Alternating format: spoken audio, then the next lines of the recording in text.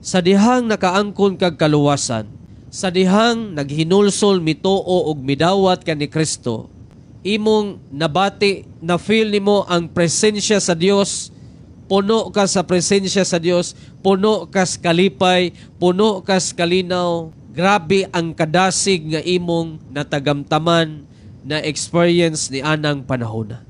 Halos kada adlaw gusto nimo Domingo.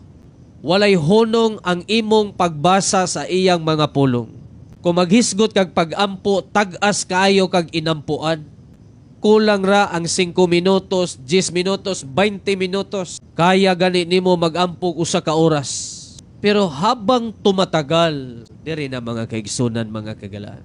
Habang tumatagal, imbes lalong sumasarap matod pastanduay. Pero sa Kristohanon, habang tumatagal, lalong lumalaay, nagkadugay, nagkalaay, nganong nahitabo man na sa imong kinabuhi. Imbis magkadugay, magkalig-on, mga kaigsunan, mga kagalaan. Imbis magkadugay, magkatubo, magkahamtong, naon sa ba nga nagkadugay, nagbinata naman hinuon. Daghang nangalagad nga mga Kristohanon, no? Nadugay na lang sa pagpangalagad, binata lang gihapon ang gipakita nga kinaiya. Sama sa pagpangluod or pagkaluoran. Wala lang magpangumusta ni pastor. Nang luod, wa na mo simba.